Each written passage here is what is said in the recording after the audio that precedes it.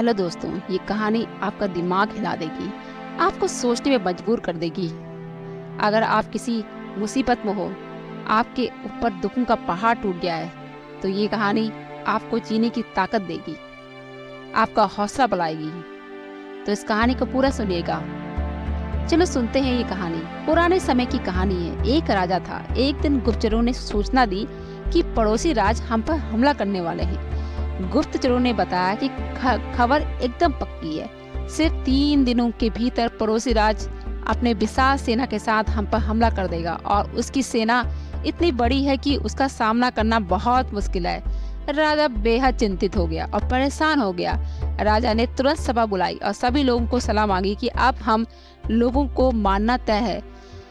अगर किसी व्यक्ति के पास कोई भी सुझाव है तो वो बता सकता है, कोई स्ट्रेटजी है, कुछ भी है, वो बता सकता है। राजा के चतुर्थ मंत्री ने कहा, अब जब जान पर बात आ ही गई है तो इसका एक ही उपाय है कि हमें आज ही, अभी ही, इसी वक्त पड़ोसी राज पर हमला कर देना चाहिए। राजा बोला, मंत्री जी, हमारी सेना बहुत छोटी है, हम उनका मुकाबला कैसे कर पाएंगे? मंत्री बोला, पड़ोसी राज अभी युद्ध के लिए तैयार नहीं है। अभी उस राज पर हमला कर सकते हैं तो वो संभल नहीं पाएंगे और हमारे जितने की कुछ होने की संभावना भी बढ़ जाएगी। वैसे भी वो हम पर हमला करके हमको मार ही देंगे, तो इससे अच्छा है कि हमें उन पर हमला कर दें। वैसे भी हमें 3 दिन बाद वो मारने वाले हैं, क्यों ना कुछ ना करने से पहले हम उन्हीं पर कर दें। राजा की बात थोड़ी अच्छी लगी। वो तुरंत अपनी सेना को तैयार करने लगा और आदेश दिया, उस राज के नागरिकों भी सेना के साथ जमकर युद्ध करेंगे। पड़ोसी राज जो था वहां तक पहुंचने से पहले एक पुल पड़ता था। एक पुल था जो जैसे ही वो सेना पुल के पास पहुंची, उस राज में घुस गए। राजा ने कहा, हम अपने पड़ोसी राज में घुस चुके हैं, जो पुल है इस पुल को जला दो। जलाने के बाद सेना ने बोल दिया गया, यहाँ पास में आप कोई ऑप्शन नहीं है सिवाय लड़ने के, या तो लड़ो या मरो या जियो।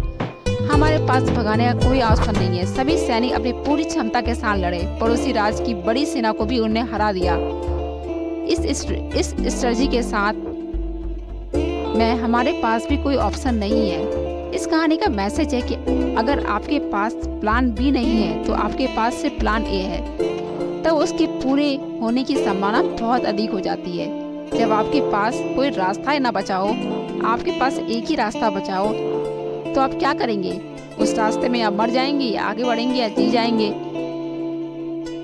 ये अगर नहीं किया तो मर जाएंगे, बर्बाद हो जाएंगे। तो संभावना जीतने की ज्यादा बढ़ जाती है। उसे कामयाब होने से कोई नहीं रोक सकता। हर कामयाब इंसान का एक वक्त होता है जब उनको लगता है कि अब अगर उसने कुछ नहीं किया तो वो बर्बाद हो जाएगा, इसके बाद वो कुछ भी नहीं कर सकता।